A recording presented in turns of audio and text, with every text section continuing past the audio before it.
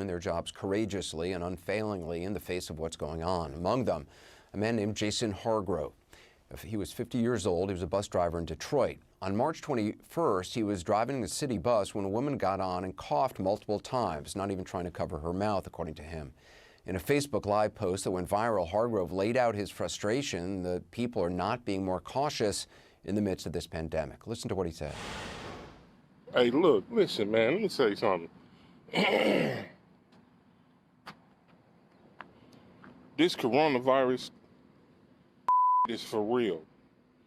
And we out here as public workers doing our job, trying to make an honest living to take care of our families. But for you to get on the bus and stand on the bus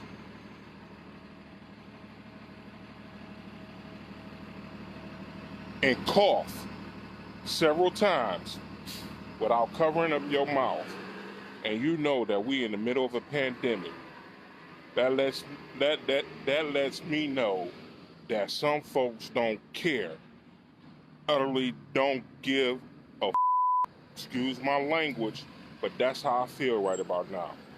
For a grown person in her late 50s, early 60s to stand on the bus and cough 4 and 5 times without covering up your mouth, and you know we in the midst of a mother crisis with this coronavirus, I am pissed the off.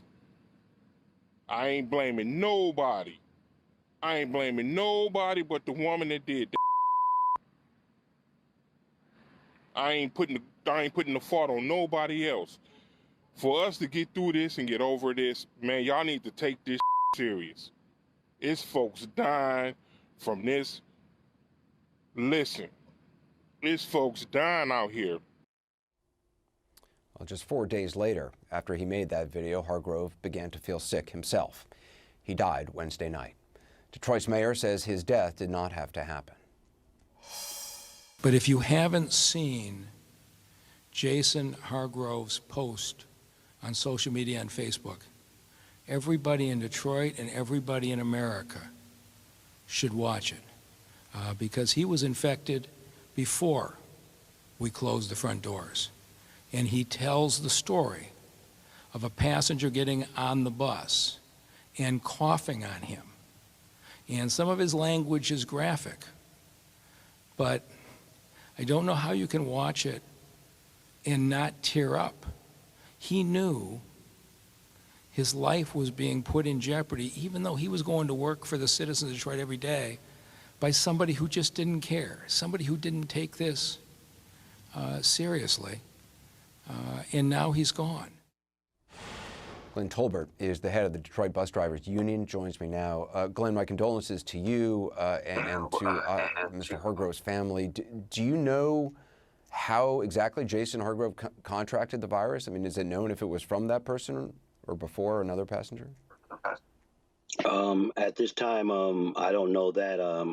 I had a chance to speak with his wife, but obviously it was out of concern for her and not trying to get a lot of details, just to let her DDOT family, ATU family was with her, and that we support and we will be supporting her through the next coming days, months, years for her and her family.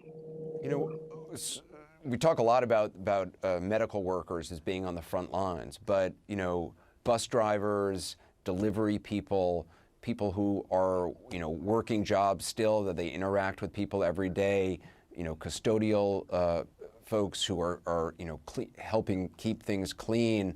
I mean, these are the people who are also on the front lines just as much as the medical personnel in a pandemic like this. What do you want people to know about what bus drivers are facing? Well, what I would say then, thank you, Mr. Anderson, for this opportunity. That Brother Jason, transit workers all over the United States and Canada, my ATU brothers all over, we're hearing this all over. I would submit to you that we see more sick people than any doctor, that we are the first responders before the first responders, because we pick up the sick taking them to the hospitals. We pick up the grocery workers, but we're never in that conversation. And it's a shame that it comes to this. It's beyond shameful that it comes to this before we can get some real help and some attention to this problem, because transit lives matter also. Are bus drivers given masks or gloves or anything? Well, I'll say on the 17th of March, my membership had enough. They were putting their lives at jeopardy enough, and they staged a mass walkout, if you will, to get the sanitation of the bus, and we were able to shut it down for a whole day and have the fleet thoroughly disanitized and cleaned. On retrospect, I'm looking at it, and that's not enough. We're getting masks, but they're running out.